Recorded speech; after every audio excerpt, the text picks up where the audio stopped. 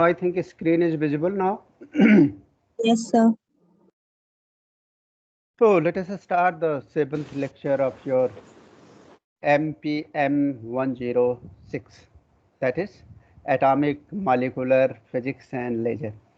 So today we will continue our discussion on the same topic, that is the correction for the finite nuclear size or nuclear mass especially, and what is the effect of the finite nuclear mass on the spectrum of one electron atom. One electron atom means hydrogen, as we are taking here as an example. Yeah. Any other example in which the outermost orbit, that is the optical electron, one in number. For that we are going to discuss the things, and moreover before that we will see that what is the effect of finite nuclear mass, and according to that the expression must be modified or must be corrected there. So let us see that what are the things related to this one. Let us now drop the assumption that the nucleus is infinitely heavy compared to the electron and so remain fixed in the space. तो अब तक क्या माना जाता था? अब तक ये माना जाता था कि न्यूक्लियर की जो साइज है वो in comparison to the electron, it's very heavy and it is static, it is not moving there. This was the assumption. Now we are what going to do, that we are going to drop that assumption. Then what we will take the corrections for that. In fact, the nucleus has finite size, that is not infinite, that is not very high in comparison to the electron, although it is high in comparison to electron, but not so high that we can consider it as infinite. So in fact the nucleus has finite size, finite mass, and the electron and the nucleus both revolves around their common center of mass C, as shown in the figure.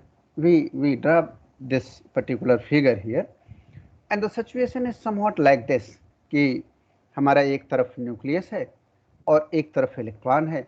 Obviously electron की जो size है वो nucleus से छोटी है. Number 1 point, छोटी in the sense मास के point of view से, यानी न्यूक्लियस का मास इलेक्ट्रॉन के मास से ज़्यादा बड़ा है, काफ़ी ज़्यादा है, और इतना ज़्यादा है कि शुरू की प्राइमा फेसी में इसे इनफाइनाइट मास मान लिया गया था. दूसरी बात जो ज़्यादा इम्पॉर्टेंट है वो ये है कि electron and nucleus both are spinning or both are moving around a common axis or the common center. It has been assumed there. Later on you will see that a nucleus also have its spin about own axis, and that will give the fine line, hyper fine line structure of the spectrum or a particular atom which we are studying for the spectroscopy point of view. So what we will see here, that we must take the correction in Bohr's theory for the finite mass of nucleus. तो पहला काम तो ये था कि हमें ये consider करना है कि न्यूक्लियस और इलेक्ट्रॉन दोनों एक कॉमन एक्सिस के अराउंड रिवॉल्व कर रहे हैं. Number 1 point. Number 2 point, electron के कंपैरिजन में न्यूक्लियस का मास इनफाइनाइट नहीं है, इसका कुछ फाइनाइट मास है. अगर फाइनाइट मास है तो ऑब्वियस सी बात है कि इलेक्ट्रॉन और न्यूक्लियस दोनों मिल करके उस एटम का मास बनाते हैं, ना कि न्यूक्लियस इटसेल्फ. चूंकि न्यूक्लियस को इनफाइनाइटली हेवी मानते थे, इसलिए उसके कंपैरिजन में इलेक्ट्रॉन का मास को हम इग्नोर कर दिया करते थे, और इसी आधार पर बोहर की थियरी पर हम लोग काम करते थे. Now there is a right time to correct the Bohr's theory according to the consideration of the finite mass of a nucleus. तो भाई इसका हमें अगर reduced mass या common mass consider करना है तो आप देखिए C एक सेंटर है जिसे हम सेंटर ऑफ मास कंसीडर कर रहे हैं, और हमने ये मान लिया कि सेंटर ऑफ मास के से x दूरी पर हमारा इलेक्ट्रॉन है और r माइनस एक्स दूरी पर न्यूक्लियस है। क्यों? क्योंकि ये मान लिया गया कि न्यूक्लियस और इलेक्ट्रॉन के बीच की टोटल दूरी r है और दोनों इस कॉमन एक्सिस के अराउंड रिवॉल्व कर रहे हैं। कॉमन एक्सिस के अराउंड ये लोग अपना मोशन कर रहे हैं, कौन? Electron and nucleus. तो इस रिवॉल्व करने में दो बातें बहुत ध्यान से हमें देखनी होगी। नंबर वन कि what will be the reduced mass of the system, that is the reduced mass containing the electron and nucleus both in a particular system or in a particular atom. दूसरी बात, जहाँ भी इनके rotation की, revolve करने की बात आती है, वहाँ इनका एंगुलर मोमेंटम भी आता है।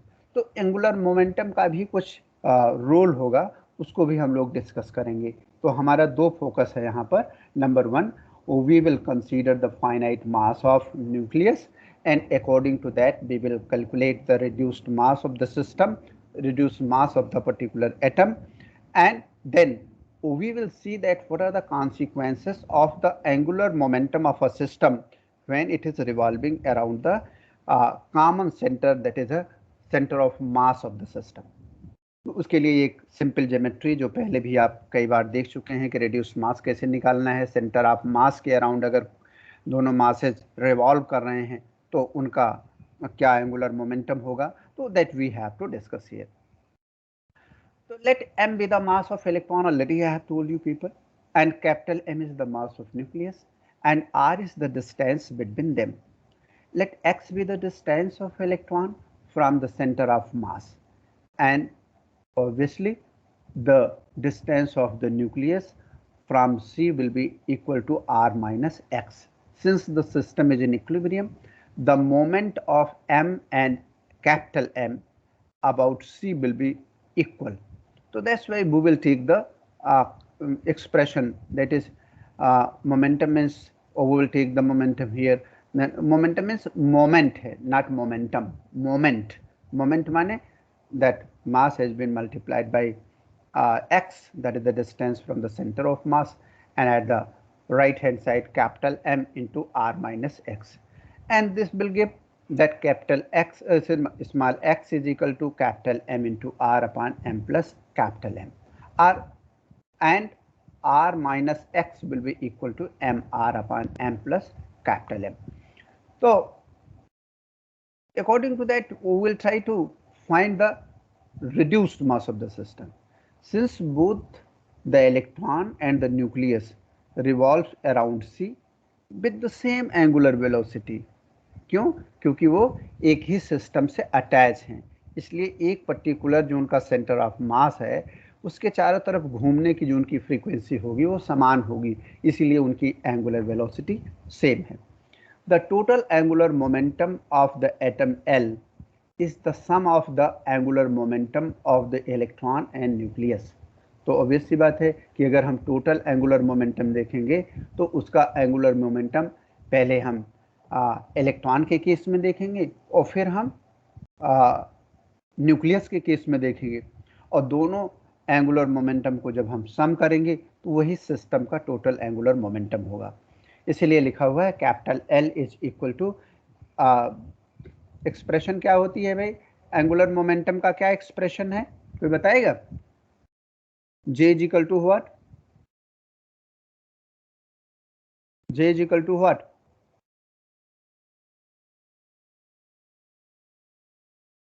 अरे J इज इक्वल टू क्या होता है एंगुलर मोमेंटम में?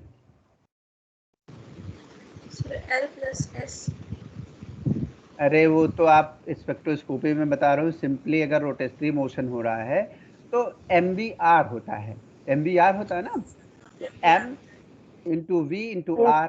तो यहाँ पर VR को इन्होंने ओमेगा के टर्म में लिख दिया है, तो R स्क्वायर ओमेगा होता है, तो MV हो गया। हम बताना ये चाहते थे कि लीनियर सिस्टम में और एंगुलर सिस्टम में हमेशा इनकी जो इक्वेशन है वो सेम होती है, बट सिस्टम के अकॉर्डिंग इनको हम मॉडिफाई करते हैं। जैसे M R square into omega, omega क्या है? एंगुलर वेलोसिटी है। और एम एक्स स्क्वायर क्या होगा अगर कोई आपसे पूछे तो? एम एक्स स्क्वायर को क्या कहेंगे एंगुलर मोशन में या रोटेटरी मोशन में? अच्छा बताओ, मास के करस्पॉन्डिंग क्या चीज होती है एंगुलर मोशन में? Moment of inertia. Moment of inertia. और मोमेंट ऑफ इनर्शिया क्या होती है? I is equal to mr²। M R square होती है। तो आर तो वही डिस्टेंस है ना, तो यहाँ पर एम एक्स स्क्वायर क्या हो जाएगा? आई है इसका। तो Yes, इसीलिए कहते हैं इसको आई ओमेगा भी कहते हैं इसको, एंगुलर मोमेंटम को। और एम जो लीनियर मोशन में होता है, एक्चुअली एम से क्या समझते हो आप? सीधे सीधे कह देते हो मास, लेकिन एक्चुअली मास को अगर साइंटिफिकली कहा जाए तो mass is the inertia of a body. क्यों? क्योंकि देखो, बहुत हेवी चीज अगर एक जगह रखी रहेगी तो उसकी एनर्शिया ज्यादा होगी, यानी अगर मास ज्यादा है तो ज्यादा वो स्टैटिक या ज्यादा एनर्शिया लिए हुए होगा। कम मास होगा तो कम एनर्शिया है। It means that mass is the measurement of inertia of A system. इसी आधार पर जब एंगुलर मोशन में आते हैं तो इसे हम मोमेंट ऑफ एनर्शिया कह देते हैं। Moment of inertia is itself the mass corresponding in the linear motion. इसीलिए M x square into omega लिखा गया है, और इधर अगेन लिखा गया है capital M into R minus x का होल स्क्वायर इंटू ओमेगा। तो we will put the value of x and r minus x which we have calculated in the last slide, then we will write it as m capital M square r square upon small m plus capital M whole square into omega plus दूसरा की जगह पे r minus x की value रखी गई है, तो capital M small m square into R square upon small m plus capital M whole square into omega. Anybody have any problem to write this expression? Pranjal?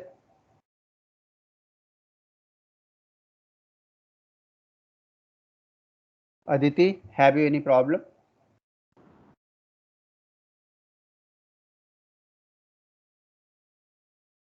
Roli? No, sir.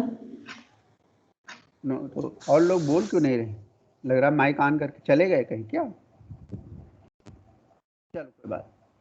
Now let us solve it, and after solving it you will see here small m capital M plus small m r square omega upon m plus m whole square, and that will give the value that is m into capital M upon m plus capital M r square omega.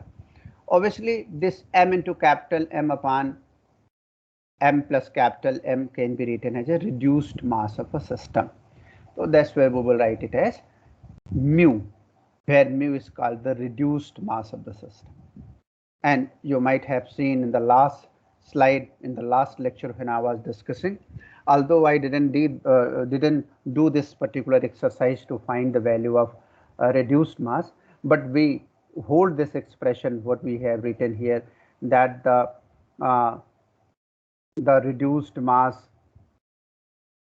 mu of the electron, because it is less than the mass of m by the factor of 1 upon 1 plus small m upon capital M. We were seeing this particular expression when we were discussing it in the last lecture. So here what you have to do, actually you have to read it, and after understanding by yourself you should try to derive the expression for the reduced mass, and then after the relation of the reduced mass and the mass which we were considering earlier in the Bohr's theory, that is the capital M, that is the mass of the nucleus itself. So do your own exercise for this one, and you will be able to derive it easily. There is no problem.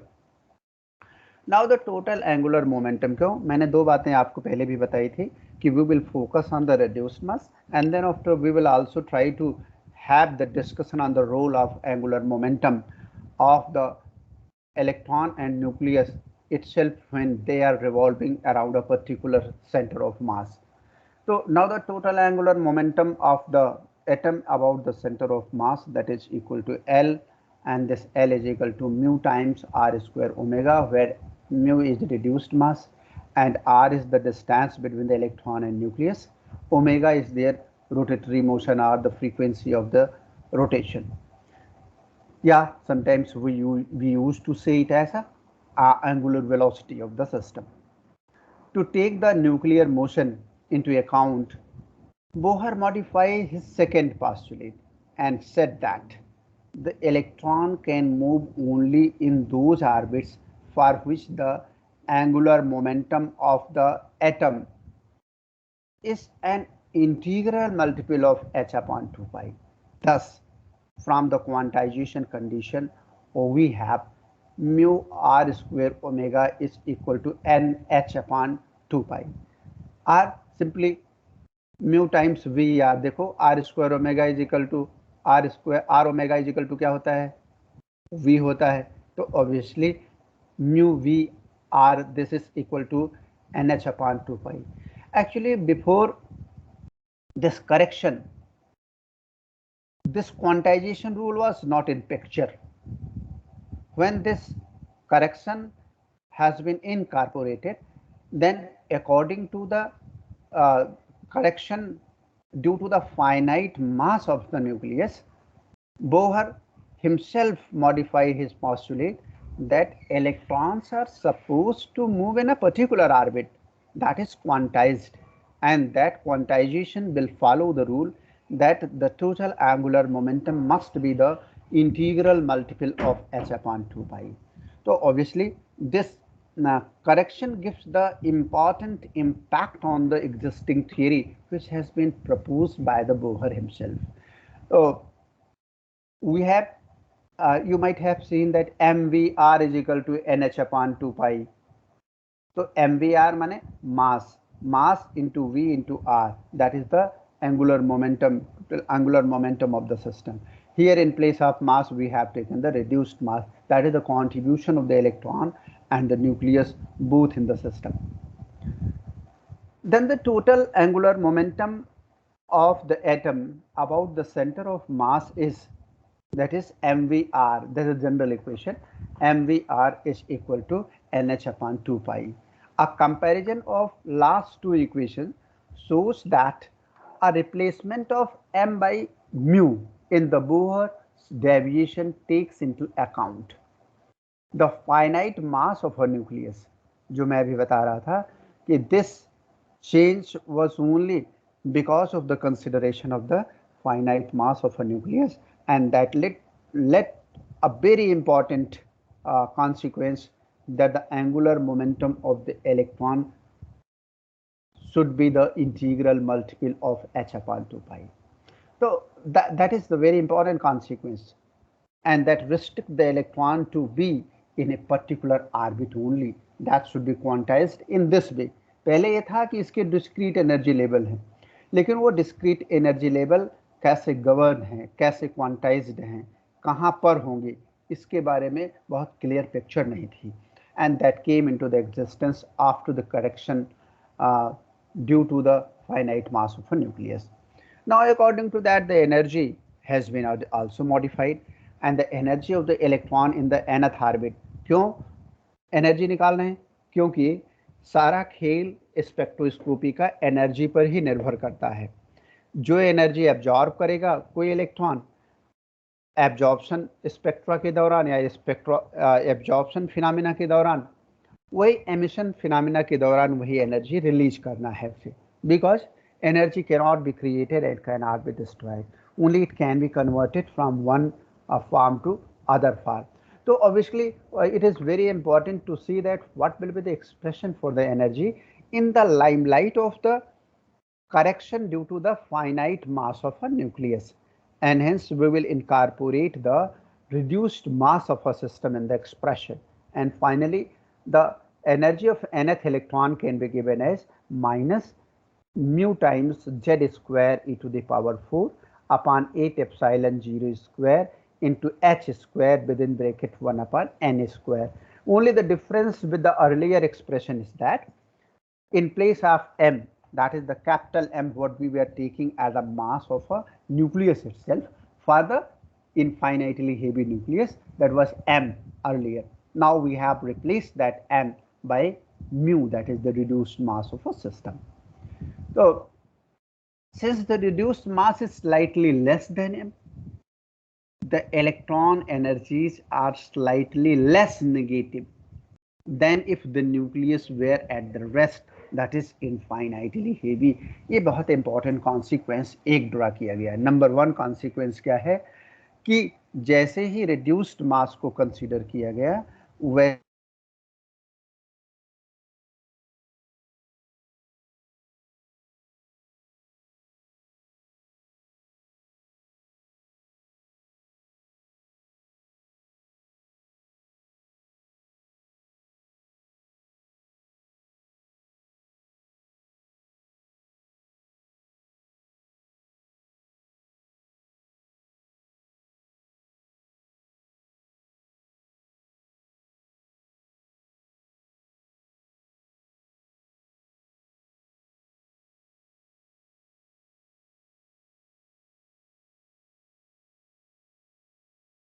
Sir आपकी आवाज नहीं आ रही.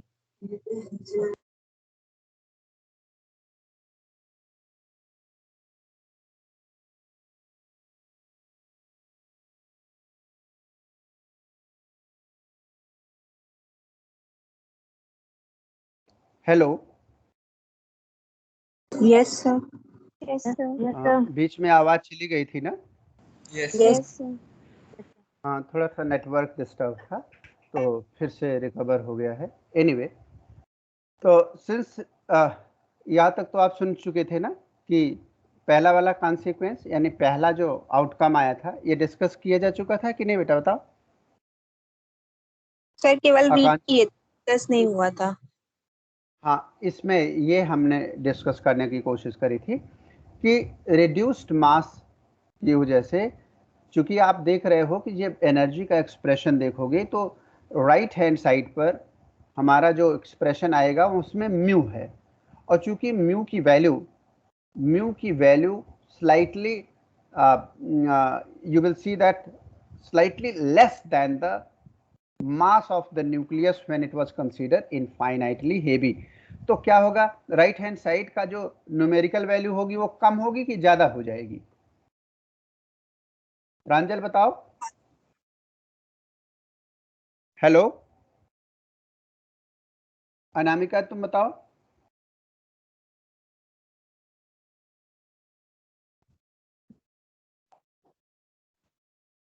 प्रिया तुम बताओ. Yes, sir. अगर हम right hand side में mu लिए हुए हैं तो म्यू की वैल्यू घट रही है, तो ई एन की वैल्यू की जो न्यूमेरिकल वैल्यू होगी वो घटेगी या बढ़ेगी? न्यूमेरिकल वैल्यू की बात कर रहा हूं, साइन Yes, को sir. इग्नोर कर दो. Sir, decrease होगी. डिक्रीज होगी? अरे इसमें कौन सी तुमको कठिन बात मैंने पूछ लिया.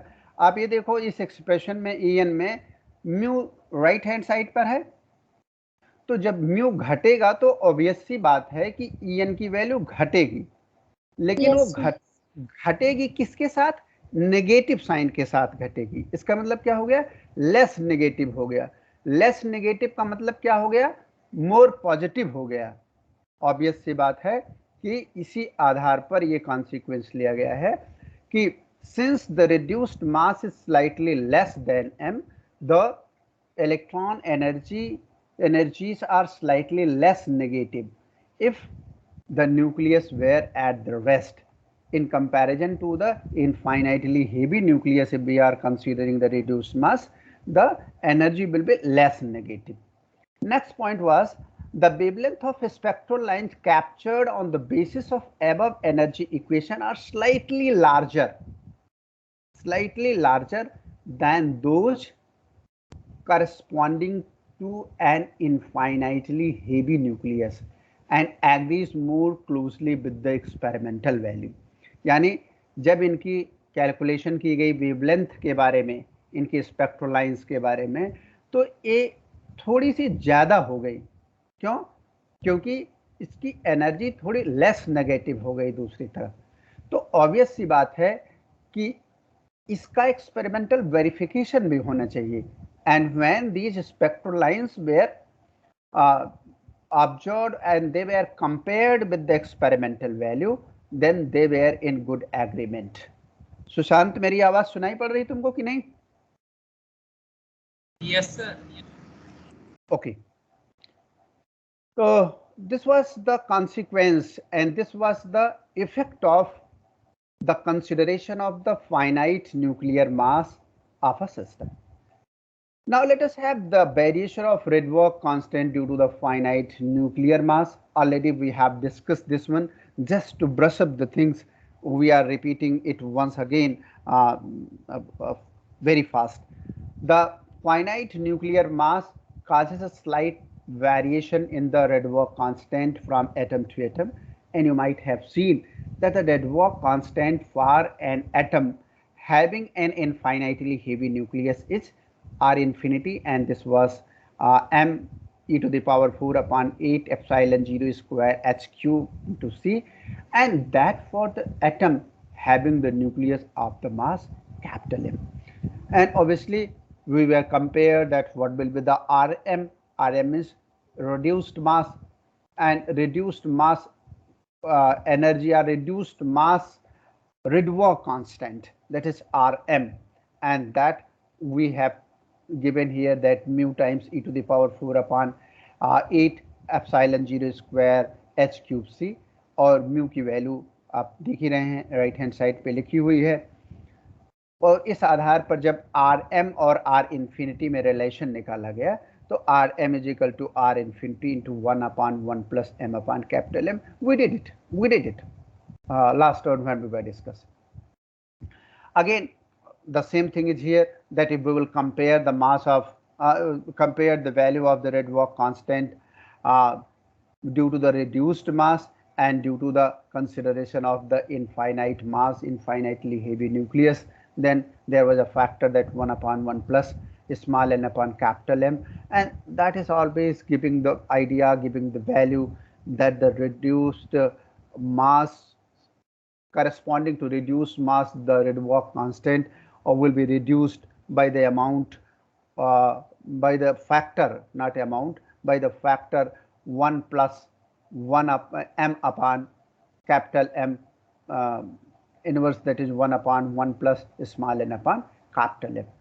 And by putting these values, we can write that what will be the R infinity, and if typically we will consider it for the case of hydrogen, then the Rydberg constant for the hydrogen atom, considering the finite mass of nucleus, we have the value 109,677 centimeter inverse.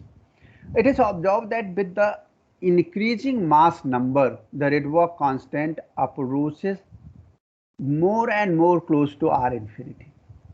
The largest change occur would be two isotopes of hydrogen, then that is H1 and H2. Now the variation of Rydberg constant from element to element against the mass number is shown in the figure, how the variation is there. So a beautiful plot is there corresponding to that, and in that plot it has been observed that the most of the variation has been observed up to the level of helium or more or less up to the level of the lithium.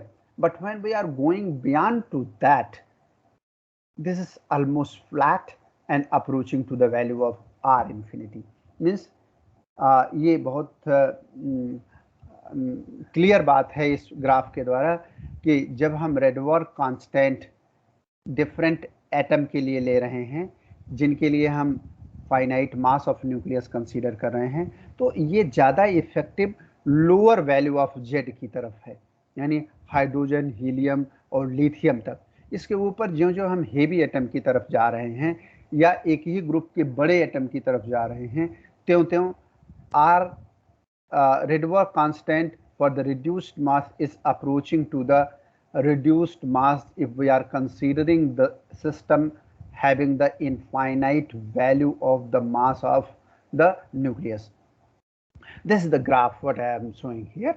If you will see that the mass number at the x-axis, and here we are taking the value of Rm at the y-axis, then you can see that corresponding to the H1, slightly above to H1, you are getting the value of 109680, and above to that, if we will consider about the isotope of hydrogen, that H2, then it is 109700.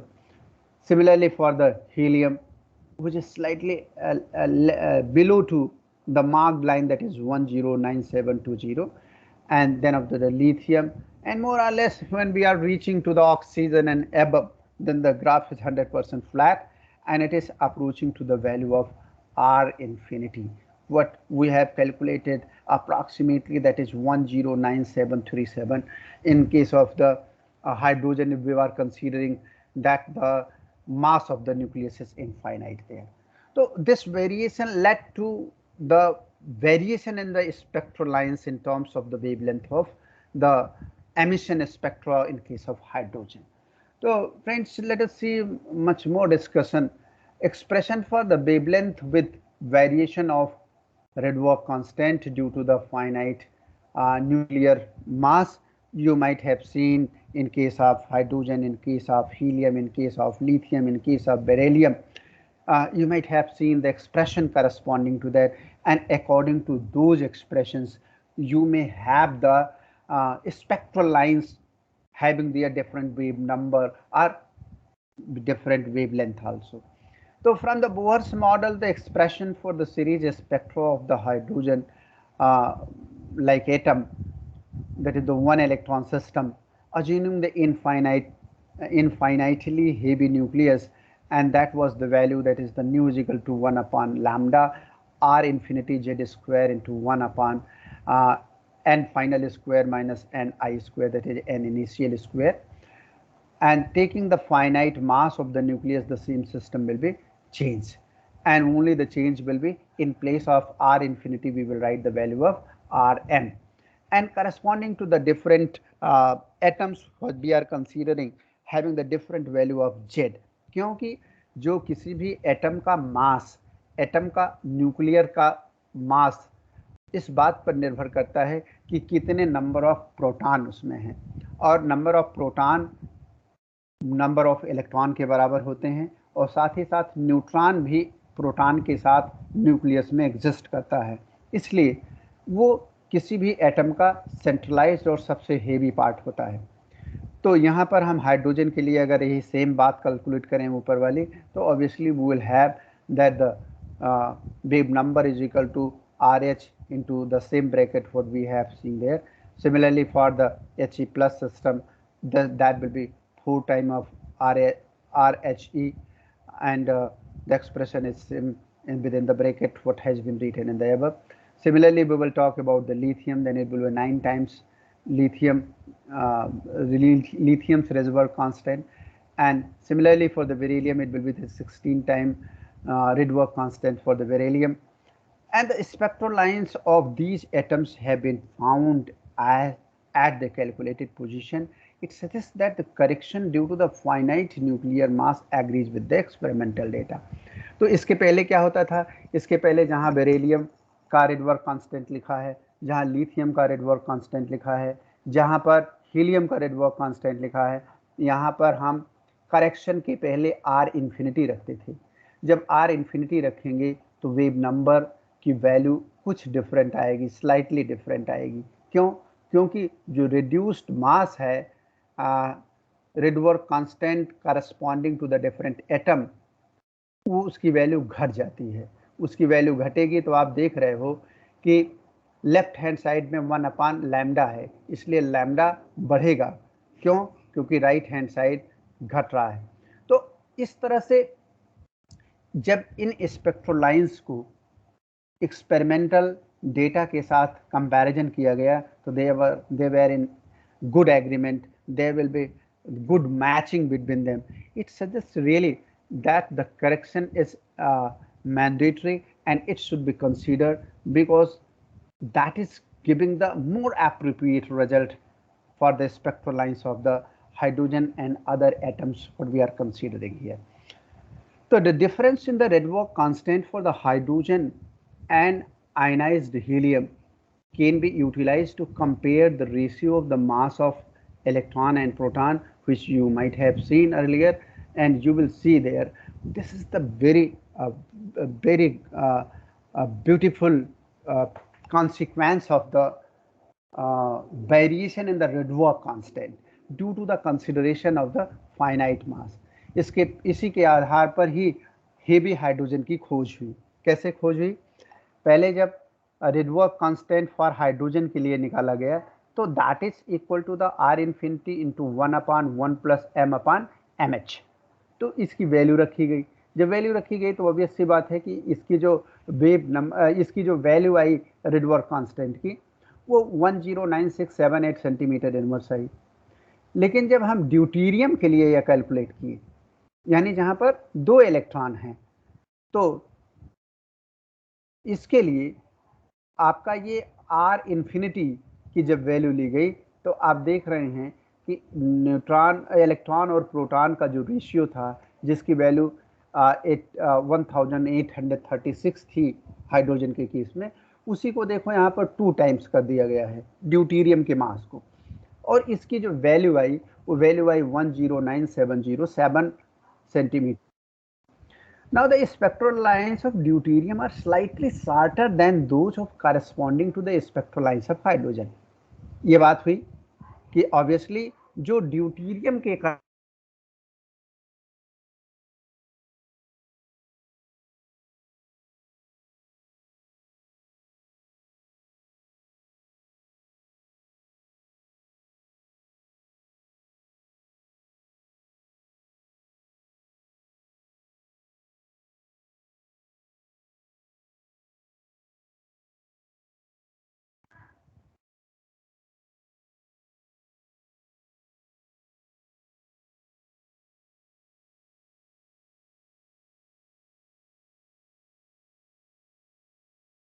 So I think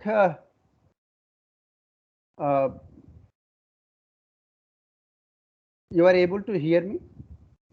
Yes, sir. Yes, sir. बीच में थोड़ा सा network ditch कर गया था. Anyway, तो the general nature of नहीं sorry हम क्या डिस्कस कर रहे थे? हम डिस्कस कर रहे थे कि जो ड्यूटीरियम के करस्पॉन्डिंग वेवलेंथ निकाली गई वो हाइड्रोजन की तुलना में थोड़ा सा छोटी थी.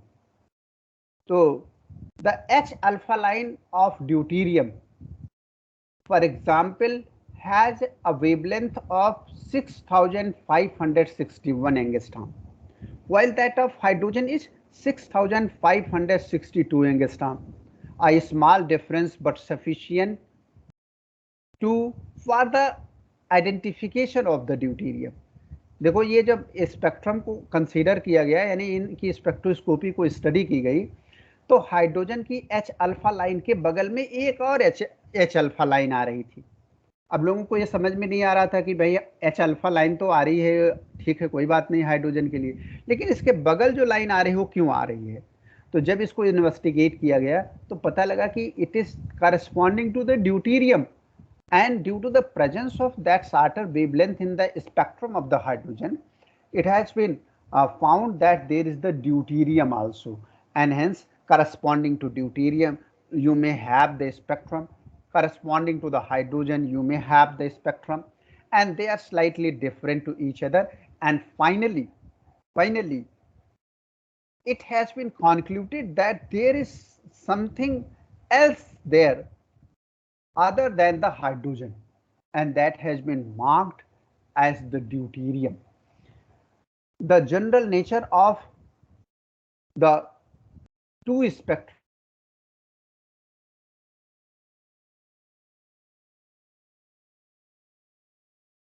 थी एक दूसरे की.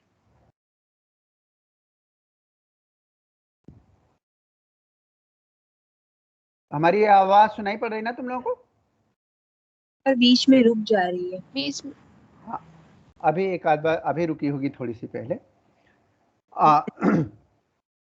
इस समय सुनाई पड़ रही ना?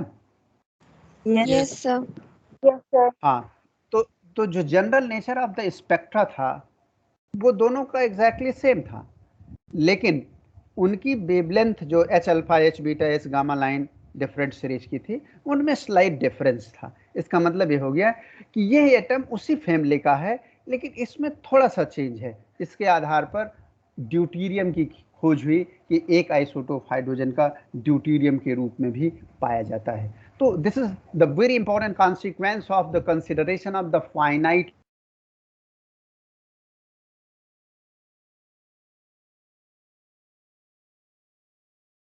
and that led the proper explanation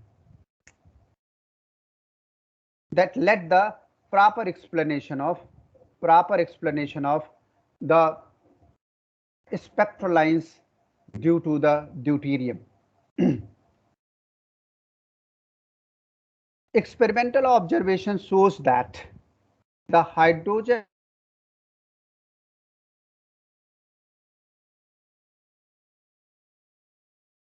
Sir, you are not audible.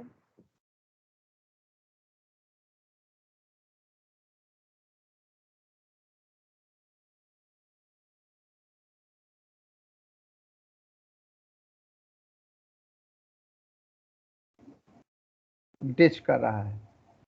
Anyway, I am connecting it.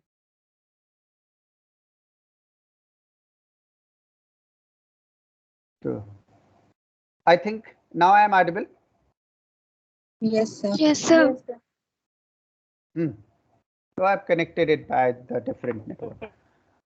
तो एक्सपेरिमेंटली क्या ऑब्जर्व किया गया कि हाइड्रोजन लाइन के साथ साथ फेंट और स्लाइटली शॉर्ट वेवलेंथ की लाइन भी मिल रही हैं. That was corresponding to the deuterium and the scientist assumed measured the wavelength difference and attributed the faint line to some heavier isotope of hydrogen, and this isotope is now known as the heavy hydrogen or the deuterium.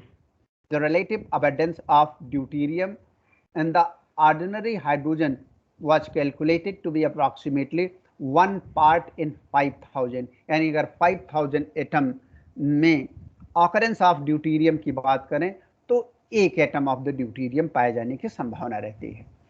This was taken another success of the Bohr's model after the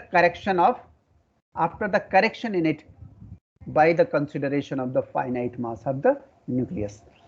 So let us have some question and you have to do these questions कि आपको इसको अपनी exercise करना है, as a assignment समझ लीजिए इसको, कि determine the ratio of the mass m and the electron to be the mass mh of the hydrogen nucleus, that is m upon mh. इसकी वैल्यू आपको निकालनी है and that is in according to the correction made there due to the finite mass consideration of the nucleus.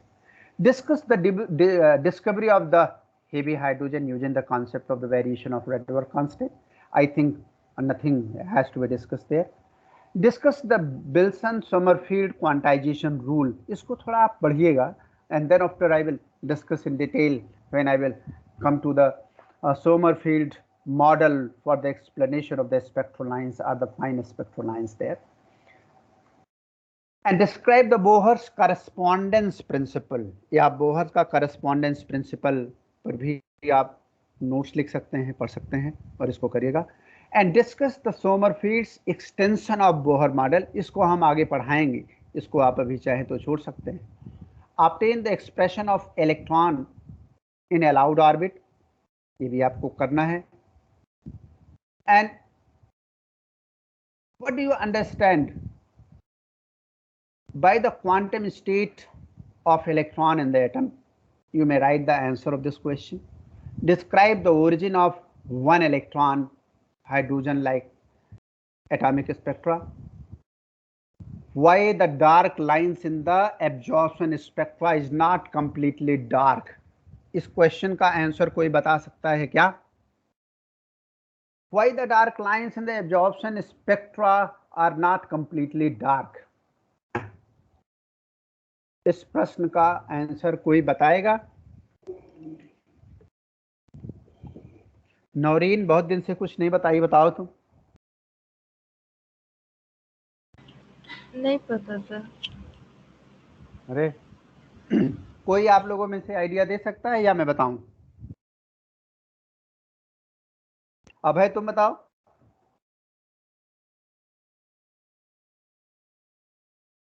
Abhay.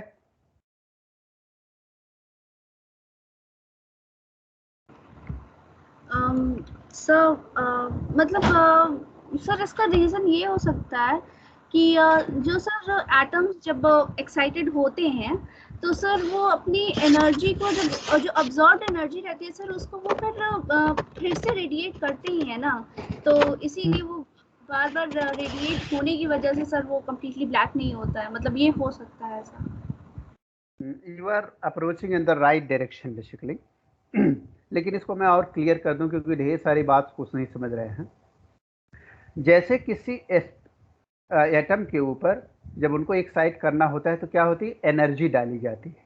Energy का मतलब ये नहीं होता है कि आप कैलकुलेट करके 10 ग्राम 5 ग्राम एनर्जी डाल रहे हो, ऐसा नहीं होता है। उन पे पूरा का पूरा लाइट, पूरी स्पेक्ट्रम आप डाल देते हो, तो जो सुइटेबल एनर्जी रहती है वो एब्जॉर्ब कर लेता है।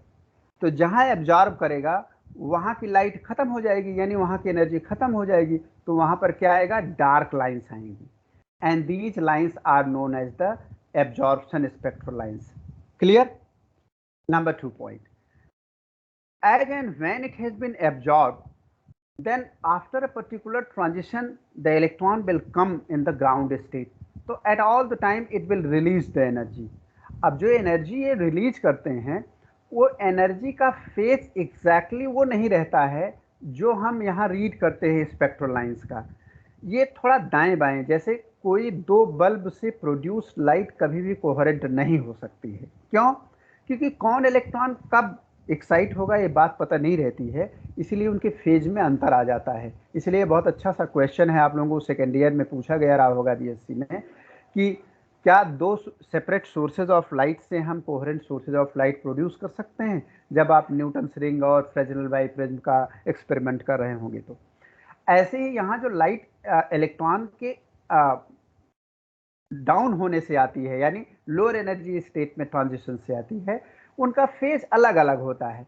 तो उनके कुछ फेजेस जो है ये डार्क लाइन में भी पड़ जाते हैं, इसलिए जो डार्क लाइन आ रही है एब्जॉर्प्शन की वजह से वो कंप्लीट डार्क नहीं होती है।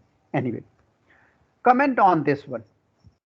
Usually no Balmer line in the absorption spectra of the hydrogen is expected, but in some cases of star Balmer line appears। इसका कोई आंसर बता दे अगर बताना चाहे तो। और हमारा अगर थियरी का एग्जाम होता तो मैं ये क्वेश्चन आपसे जरूर पूछता एग्जाम में। कोई बताएगा भाई इस पे? प्रांजल बताएगी?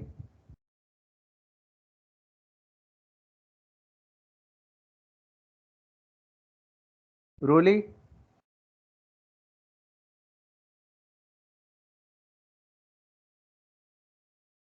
आकांक्षा? Yes sir. तुम बताओगी? सर नहीं, नहीं पता। मनीषा? मनीषा तो एमएससी भी कर चुकी है, मनीषा बताएगी। Manisha, are you in the group और not? Manisha, are you attending the lecture class?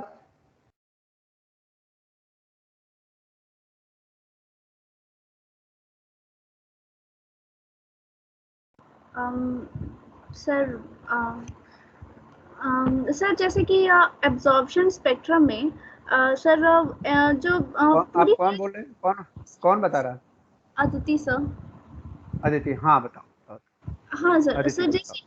जैसे सर अब्जॉर्प्शन स्पेक्ट्रम में तो सर जो सर एमिशन जो होता है सर उसके सर जैसे कि हम लोग वो देखे थे कि लैमन और बार्बर सीरीज में अलग अलग वेवलेंथ पे सर लाइट्स होती हैं, तो वो कंटिन्यूअस तो होती नहीं है सर, और मतलब हर टाइप के एमिशन लाइंस भी वो सर अपीयर नहीं होती हैं।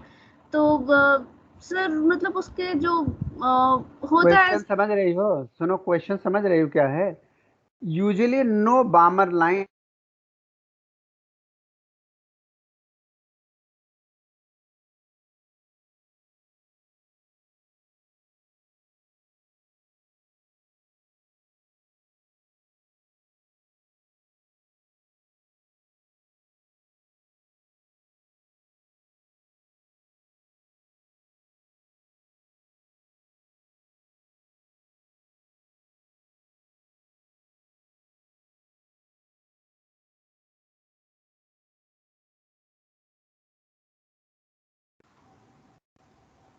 हाँ, अब सुनो मेरी बात। क्या मैं कह रहा था अदिति? हाँ, Aditi, Aditi, yes sir, yes sir. बीच में नेटवर्क चला गया था। बात समझने की कोशिश करो, क्वेश्चन क्या कह रहा लास्ट में।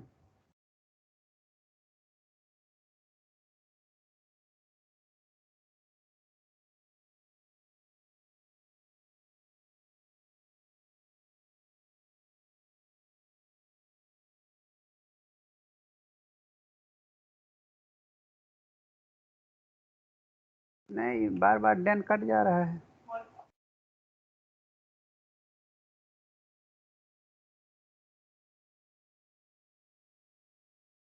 सर हाइड्रोजन के तो बामन लाइंस मिलती हैं। हाँ, अरे बामा लाइन तो मिलती ही है, लेकिन किसमें बात हो रही है? एब्जॉर्प्शन स्पेक्ट्रा की बात हो रही है।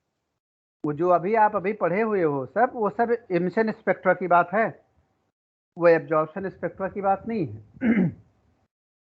जो लाइमन, बामर, पास्चन ये सब पढ़े हुए हो, वो सब की सब वो एब्जॉर्प्शन स्पेक्ट्रा, वो एमिशन स्पेक्ट्रा में है।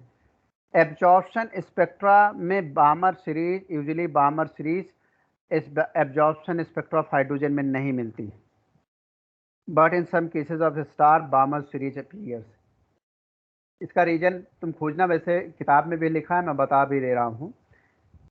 यूजुअली एब्जॉर्प्शन कब होगा? एब्जॉर्प्शन तब होगा जब पहली ऑर्बिट में इलेक्ट्रॉन रहेगा, वहां से एनर्जी एब्जॉर्ब करके किसी हायर एनर्जी लेवल में चला जाएगा, छठवीं, सातवीं, पांचवीं, जिसमें भी जाना होगा।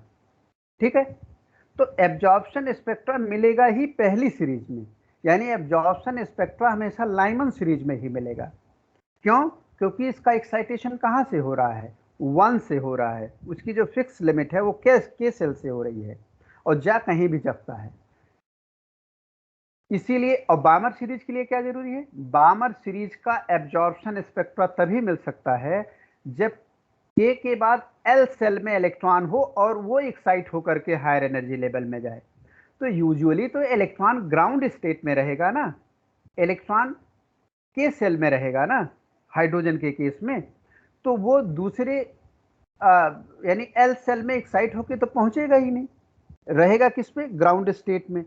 जब भी एनर्जी एब्जॉर्ब करेगा, वो ग्राउंड स्टेट से ही आउटर एनर्जी स्टेट में जाएगा। इसका मतलब कि उसकी जो फिक्स लेवल है एब्जॉर्प्शन की, वो 1 से शुरू हो रही है। इसलिए इसमें जो भी सीरीज आएगी, वो कौन सी सीरीज आएगी? लाइमन सीरीज का एब्जॉर्प्शन स्पेक्ट्रा होगा। बात समझ में आई कि नहीं? Yes sir. Yes sir. लेकिन दूसरा पार्ट भी है कि कुछ स्टार में बामन सीरीज का एब्जॉर्प्शन मिलता है। तो ऑब्वियस सी बात है कि स्टार वगैरह इतने हीट होते हैं कि उसमें ढेर सारे एटम्स का जो इलेक्ट्रॉन है वो ग्राउंड स्टेट के बजाय फर्स्ट एक्साइटेड स्टेट में पड़ा रहता है।